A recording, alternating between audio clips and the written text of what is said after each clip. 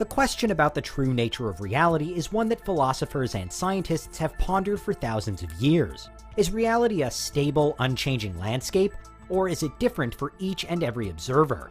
And how do we know that what we think is real actually is real? Questions like these have then led to a number of different theories about reality, many of which we've covered in our dedicated playlist, so check that out after this. Solipsism, for example, says that nothing besides our own thoughts can ever be proven to be real to our own selves. In the context of today's question, this could be seen as pitching reality in with dreams, arguing that both are similar as both are creations of our own minds. In a looser sense, there's little doubt that we, all of us, do create our own unique versions of reality. Whether our friends and homes and cities and landscapes are the product of a souped-up dream or not, how we experience them is a completely personal matter. Our senses, plus the biochemistry happening inside each of our own bodies, is what guides how we think and feel. So from this perspective, everyone's reality is different to everyone else's. It's still quite a leap, though, from wondering if reality isn't simply like a dream to actually imagining that it is one itself. One of the prominent starting points for this theory, the idea that this life really is just one big, involuntary, uncontrollable mental construction, is our seemingly shared inability to realize when we're dreaming. As in, to realize when we're dreaming while asleep. During a standard dream, more often than not, the fact that we are asleep is totally lost on us, despite all of the fantastical and sometimes impossible events that might be happening around us.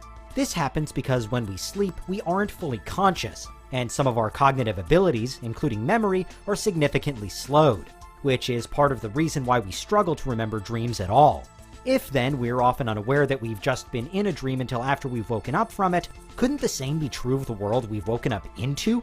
Wouldn't we be just as oblivious right now if this life, this video even, was also part of a dream? It'd turn our standard dreams into dreams within a dream. And if we were to ever, at our current level, dream about dreaming about something, then we'd have a dream within a dream within a dream. And, well, you get the point. Dream world advocates also highlight as potential evidence, though, the peculiar sensation we often feel in times of great fortune or immense tragedy. Sufficiently shocking news, good or bad, can bring with it a sense of separation from reality itself. As our emotions soar or plunge to their extremes, human beings so often describe feeling detached from the world around them, sometimes going so far as to question whether they're awake or sleeping. It's when we either pinch ourselves because we must be dreaming, or beg to be taken out of this nightmare. If this kind of blurring of the boundaries is common in reality as we understand it, then might it also be possible across a higher plane of existence? It's just that this life is a far more sophisticated and convincing dream most of the time, making it so much more difficult and unlikely that we'd ever detach ourselves from it. At least, that's one interpretation of the life is a dream theory. This sophistication, though, the apparent realness of real life, is also a major stumbling block for dream world advocates. One of the most distinctive features of dreams is their often outlandish and random nature. Dream settings can switch in an instant, impossible feats can be easily accomplished, and people can appear and disappear just because. So if reality were also a dream, then shouldn't it be filled with the same unpredictable quirkiness? Obviously, in real life, dream things don't usually happen. Mountains don't just turn into deserts in the blink of an eye, nobody walks through walls, and you're not, yet, best friends with whoever your favorite celebrity is. But scale down the randomness, and it actually is all around us. At the quantum level, particles have been shown to exist in two states at once, or to be in multiple places at the same time, or to be able to communicate with other particles instantly, even at great distances. If we think of life as some kind of dream sim then, it's with the quantum particles where the disorder lies. But put those particles all together, and that disorder is hidden by a reality that appears safe and predictable, again, most of the time. So where do lucid dreamers fit into all of this?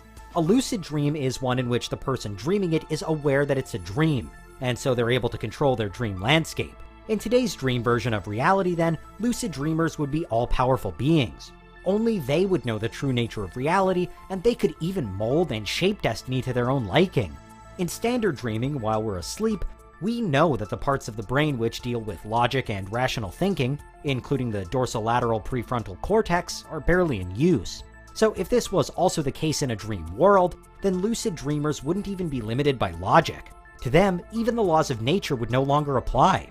Suffice to say, nobody has yet come forward to proclaim themselves as a lucid dreaming reality shifter quite like this. But if we were living in a dream world, then such figures would exist. Finally though, if reality really is a dream, then whose dream is it? Is it yours, or are you just part of someone else's? We might reasonably consider ourselves to be smart, intelligent, and advanced creatures, but now we'd account for just one part of either our own, someone else's, or something else's dreamscape. We, and everything we've ever known, would be the figments of a superior brain somewhere else that's currently sleeping. And considering again that some parts of our brains, like those dealing with logic, language, sight, and memory, aren't even fully functioning when we dream, whatever has dreamt all of this up must have some serious imagination. Imagine our entire actual reality being the product of just one part-performing brain, because that's what we're dealing with here. And if that brain is also your brain, then how you are now represents only a fraction of your overall abilities in the real world.